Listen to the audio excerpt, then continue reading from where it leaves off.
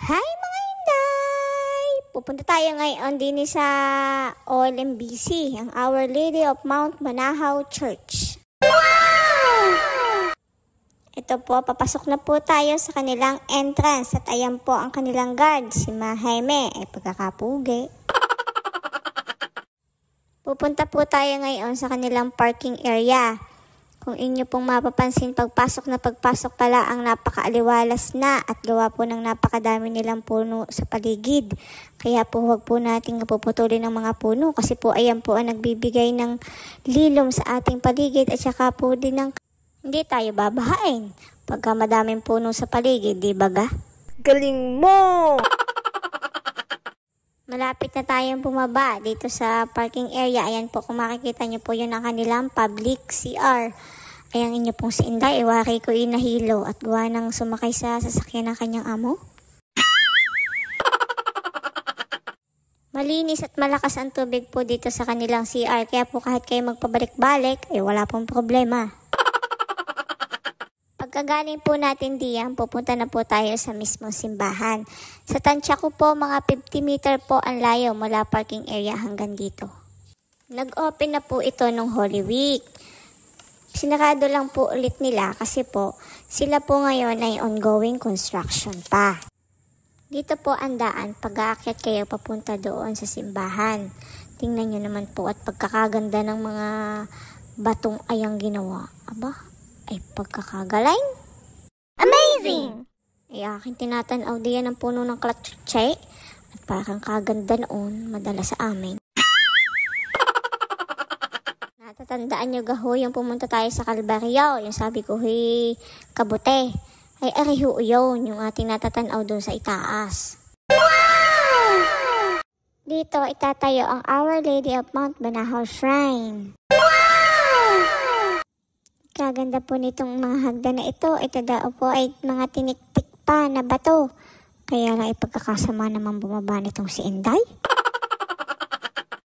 Ayan po ang ginagawa nilang waiting shed.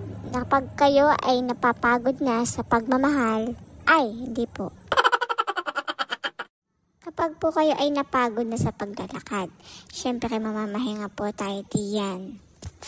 At diyan po itatayo ang kanilang playground. Wow! Ito po ang pathway na papunta doon sa ating simbahan. Ay sadya naman kung makikita ninyo. Pagkakaganda ng tanawin. At ayan po ang riprap na ginawa pa ng ating mga katutubong igorot na nagmula pa sa probinsya ng Benguet. Wow! Sadyang nakakabilib ang mga manggagawang Pinoy. Amazing! Ayan, tingnan nyo naman iyan. Hindi nila kayo makakakita ng ganyang palikuran. Ay parang kuway ba? Ay naku, ay akala ko pang babae pang lalaki pala. Ayan, ariho ang pambabae. Ay sadya naman hong nakakamangha. At biruin nyo, ang mga lababo pa diyan ay inukit pang bato. Amazing! Pagkakaganda ka naman din Dini na kaya ako matulog. Ayan, umakyat na si Inday. Ayan po ang kanilang view deck. Matatanaw po niyo din ang napakagandang tanawin. Ay pangatog na ang tuhod ng bumaba. Napakasariwa po talaga dito ng hangin. Ay pagkakaganda po naman na rin gawang aray. Ayan daw po ay ang stone cladding. Nagawa din po ng ating mga kapatid na igorot. Ay pagkakaganda po ng Kisame din samantalang sa amin ay kaya kaslangay. Pagkakaganda ka naman ang shade na iyon. Solid na solid. Ay, hindi liquid. Ayan, ang simbahan. Nakikita nyo nagaho. Di ba ga? Napakaganda. Wow! Kadaming bulaklak ng klatsutsay, kabango. Ay, ang ibig sabihin daw niya, kaya madaming tanim dito ay temple flower daw yan. Di ba ga? Ang dami kong alam. Ito po ang kanilang sangking chapel na tinatawag. Ayan po ang kulay asul. May mga iba't ibang kulay po iyan. Iyan po ang pula. Ayan daw po ay may ibig sabihin. Ay kaso hindi ko alam kung anong ibig sabihin. Ay hayaan nyo't aking aalamin para sa inyo. Napakalawak at napakaganda po talaga dito sa OLMBC. Mamamangha kayo sa kanilang mga gawa, lalong-lalo na siguro pag ito ay natapos pa nila. Wow! yan. Ay sadya pong iyan ay dinaanan ko. Makita nyo laang.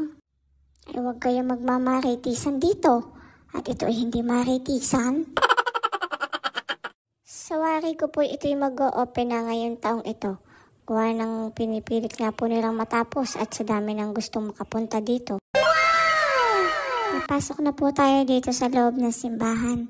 Sa pagkakaalam ko po, wala po ditong nagaganap na misa.